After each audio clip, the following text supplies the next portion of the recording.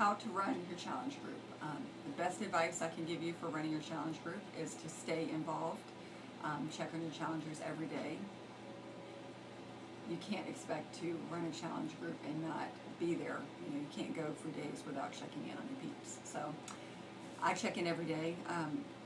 Also, one thing I do is track my challengers' progress. You don't have to do this. If you want to make it optional, you can have your challengers track their own. I think that as a coach, it's kind of my responsibility to say, hey, your 30-day results are due. Can you please post them for us? And if they don't, I don't badger them, but I do ask that they post their 30, 60, and 90-day results. I don't make anybody post their before and after pictures.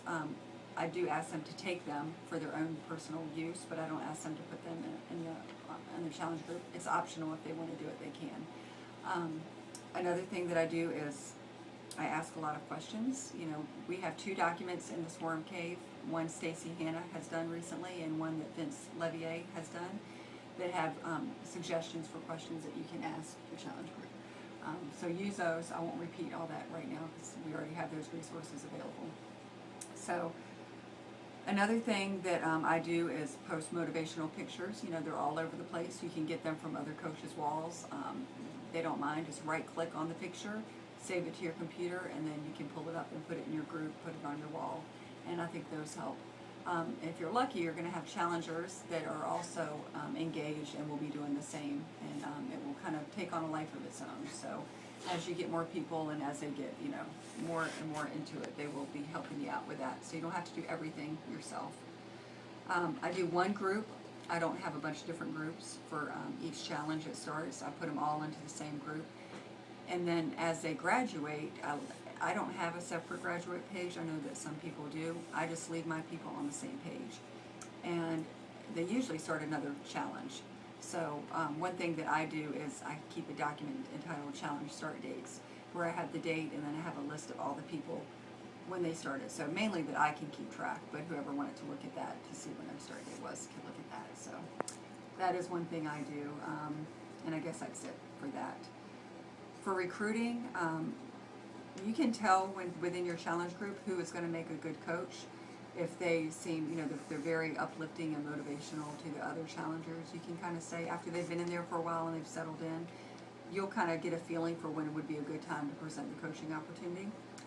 And the exit video that Tommy put out, I forgot to mention the videos, but Jimmy Hayes Nelson has an entry video that you can play for your challengers that starts a week before your group starts.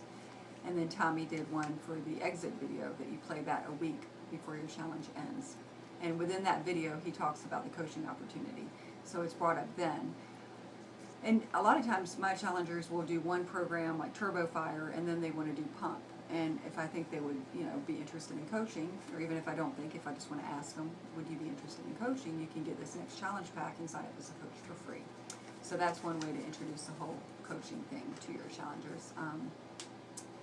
Some of them will just approach you and say, hey, how do you, get involved in this coaching thing? And you don't even have to say anything about it. So,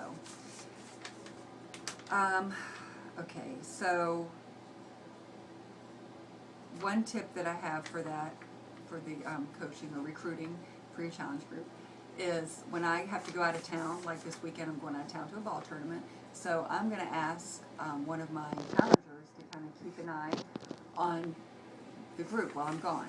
And I always pick somebody that is not a coach so that they can see how easy it is to run a challenge group and say, hey, I can do this. This is a piece of cake. So even though I have my phone with me 24/7, and I could easily take care of the group while I'm gone, it gives them a new challenger an opportunity, or any challenger an opportunity to kind of run the group and feel like they're in charge. And I found that has been effective. So that's my tip for recruiting. Encourage your people daily. Everybody needs encouragement. That's why they joined your group. Praise them on their little successes, even if you don't think it's that big of a deal that they completed a whole 30-minute Turbo Fire workout. Praise them, because that's really hard for some people to do. And hold them accountable. One of the reasons they joined the challenge group was because of that. They want to be held accountable. You don't have to be a drill sergeant, and everybody has their own style, but hold them accountable, because that's what they want. So that's how I do my challenge groups briefly, and thank you for listening.